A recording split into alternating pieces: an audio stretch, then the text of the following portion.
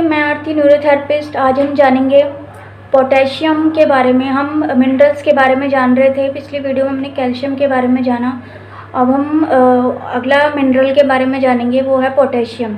Potassium क्या है, हमारे शरीर में क्या काम करता है, इसके बारे में जानेंगे। तो पोटेशियम क्या है? यह एक मिनरल है, खनिज धातु है। मिनरल यानी खनिज धातु है जो दूसरे एलिमेंट्स के साथ मिलकर शरीर में काम करता है। ये शरीर के वज़न का 0.35% पार्ट होता है। ठीक है, शरीर का जो टोटल वेट होता है उसका 0.35% होता है हमारा पोटेशियम। तो यह भी हड्डियों और दांतों की रचना के लिए ज़रूरी है। जब तक हड्डियों और दांत तभी बनेंगे, तभी उनका प्रॉपर बनेंगे, कंस्ट्रक्शन होगा उनका, जब पोटेशियम भी मौजूद होगा। यह डीएनए और आरएनए का मुख्य अंश होता है, यानी कि डीएनए आरएनए में ये होता है उपस्थित। तो यह खाने द्वारा ही शरीर को मिलता है। जो हम खाना खाते हैं, फूड खाते हैं, उससे हमें पोटेशियम मिलता है। यह अधिकतर दालों में होता है, जो हम दालें खाते हैं। सूखे मटर में होता है, यानी कि ड्राई पीस में। चावल में होता है, हरी सब्जियों में होता है, सूखे मेवे में होता है, ताज़े और सूखे फलों में होता है, यानी कि जो पानी वाले फल, जो ताज़े फल होते हैं उसमें, और जो हम फलों को सुखा देते हैं, ड्राई कर देते हैं कट करके, तो उसमें भी होता है। तो और वो संतरे में होता है, तरबूज में होता है, अन्य फलों में के जूस में होता है, जो भी हम जूसेस लेते हैं, फल फ्रूट जूसेस, और दूध में होता है, मिल्क में पाया जाता है। पोटेशियम इन चीज़ों में अवेलेबल होता है। तो यह कई एंजाइम्स का एक मुख्य अंग है। कौन से कई एंजाइम, बहुत सारे जो हमारे शरीर में एंजाइम्स हैं, उन सब का एक मुख्य अंग है, यानी कि उसके साथ मिलकर काम करता है। शरीर में पोटेशियम की कमी से क्या होता है, कई एंजाइम ठीक तरह से काम नहीं कर पाते। जब तक पोटेशियम अवेलेबल नहीं होगा, उपस्थित नहीं होगा शरीर में, तब तक और सारे एंजाइम्स काम नहीं कर पाएंगे। वो सबके साथ सब मिलके ही काम करते हैं, सारे एंजाइम्स।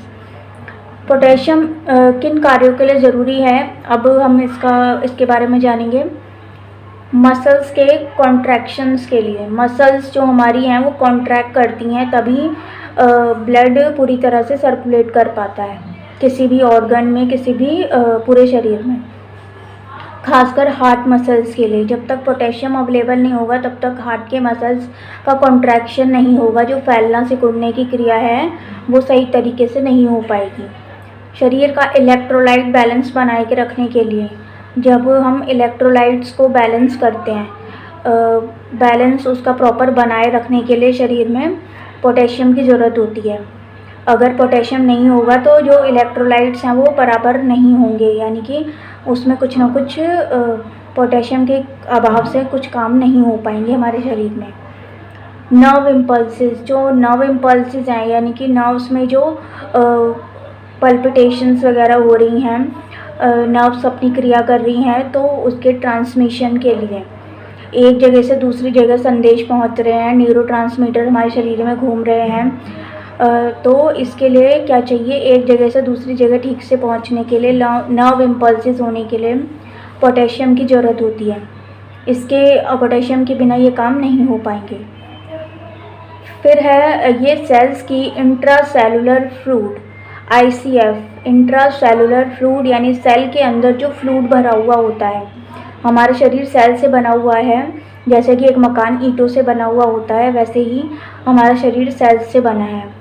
तो सेल्स के अंदर जो फ्लूइड भरा हुआ होता है उसमें भी पोटेशियम होता है। सेल्स के अंदर के फ्लूइड का एक मुख्य अंश है पोटेशियम। यह एसिड एल्कली बैलेंस को बनाए रखता है, नॉर्मल बनाए रखता है। जो हमारा एसिड बेस का बैलेंस है उसको नॉर्मल बनाए रखता है हमारे शरीर में। ऑस्मोटिक प्रेशर, जो एक ऑस्मोटिक प्रेशर क्रिएट होता है हमारी बॉडी में, उसको बनाए रखता है। इस प्रकार से वह सेल्स को खास तौर पर ठीक ठाक रखता है। यह मसल्स और नर्व्स की क्रियाशीलता यानी एक्टिविटी के लिए अपना इम्पॉर्टेंट रोल प्ले करता है। मसल्स को काम करने के लिए पोटेशियम, कैल्शियम, सोडियम कुछ मात्रा में मैग्नीशियम आयंस की सही मात्रा की ज़रूरत होती है। मसल्स को सही काम करने के लिए क्या क्या चाहिए? पोटेशियम, कैल्शियम, सोडियम और कुछ मात्रा में मैग्नीशियम चाहिए, मैग्नीशियम आयंस की ज़रूरत होती है। जब तक ये सही मात्रा में नहीं होंगे हमारे कार्य, शरीर के जो कार्य हैं वो नहीं हो पाएंगे, कहीं ना कहीं उसमें बाधा आएगी। तो ख़ास तौर पर हार्ट के मसल्स, ख़ास तौर पर हार्ट को काम करने के लिए इनकी ठीक मात्रा जितनी चाहिए, हार्ट जब तक काम नहीं करेगा, जब तक इसकी प्रॉपर मात्रा नहीं होगी, सही मात्रा शरीर में अवेलेबल उपस्थित नहीं होगी, उतनी चाहिए ही चाहिए।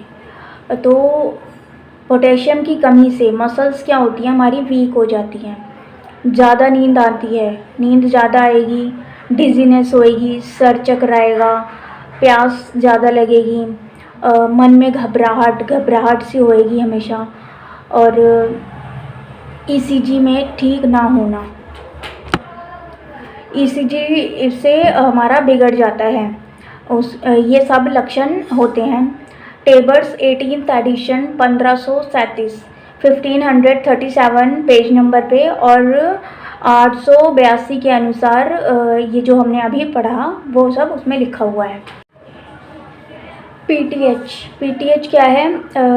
पीटीएच पैराथ हार्मोन, जो हमारे पैराथायरॉयड ग्लैंड से जो हार्मोन निकलता है, यहाँ पे थायराइड ग्लैंड के बगल में कुछ ग्लैंड्स होती हैं, वो पीटीएच हार्मोन सीक्रेट करती हैं, ठीक है। पैराथ हार्मोन हम बोलते हैं उन्हें, पैराथायरॉयड ग्लैंड सीक्रेट करती हैं, रिलीज़ करती हैं। और कैल्सीटोनिन, जो पैराथ हार्मोन है, और कैल्सीटोनिन हार्मोन कैल्शियम ब्लड में नियंत्रण तो करते ही हैं, ब्लड में कैल्शियम का कंट्रोल करते हैं, और साथ में वो पोटेशियम की मात्रा को भी कंट्रोल करते हैं। पोटेशियम हमारी बॉडी में कितना होना चाहिए, उसको बाहर निकालना है और कितना रखना है शरीर में, वो सब भी कंट्रोल कौन करता है? पीटीएच और कैल्सीटोनिन मिलकर करते हैं। लेकिन पोटेशियम और कैल्शियम एक ही समय में अधिक मात्रा में नहीं रह सकते, कैल्शियम और पोटेशियम ज़्यादा मात्रा में नहीं रह सकते हमारे शरीर में, क्योंकि उनसे हमारे शरीर में नुकसान होने लगते हैं। जब शरीर में ब्लड में ज़्यादा मात्रा में कैल्शियम की ज़रूरत होती है, तो इन दोनों हार्मोन्स की प्रभाव से ज़्यादा पोटेशियम को पेशाब द्वारा निकाल दिया जाता है, जो यूरिन है वो ज़्यादा निकाल दिया जाता है शरीर के द्वारा। थोड़ी मात्रा मोशन में निकल जाती है और ज़्यादातर यूरिन में निकल जाता है पोटेशियम, जब हमारे शरीर में एक्स्ट्रा पोटेशियम हो जाता है। किडनी के बिगड़ने पर ईसीएफ, जो हमारी किडनी सही से काम नहीं कर पाती, क्यों काम नहीं कर पा रही है? जो ईसीएफ है, एक्स्ट्रा सेलुलर फ्लूइड, सेल्स के बाहर एक फ्लूइड होता है, उसे एक्स्ट्रा सेलुलर फ्लूइड कहते हैं, उसमें पोटेशियम बढ़ जाता है, पोटेशियम बढ़ जाएगा। पोटेशियम की ज़्यादा मात्रा में होने पर क्या होता है? कैल्शियम की मात्रा कम हो जाती है। पोटेशियम ज़्यादा होगा तो कैल्शियम कम हो जाएगा, और सेल्स का डिस्ट्रक्शन होने लगता है, यानी कि वो नष्ट होने लगते हैं सेल्स हमारे, ठीक है। तो इसलिए पोटेशियम की मात्रा सही होनी चाहिए, शरीर में बढ़नी नहीं चाहिए।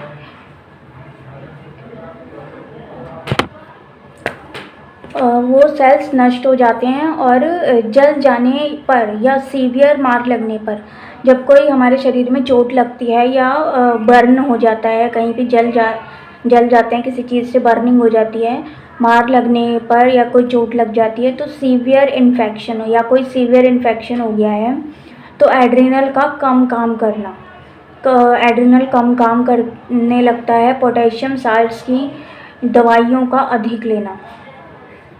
मेटाबॉलिक एसिडोसिस, जो हमारा पाचन क्रिया होती है,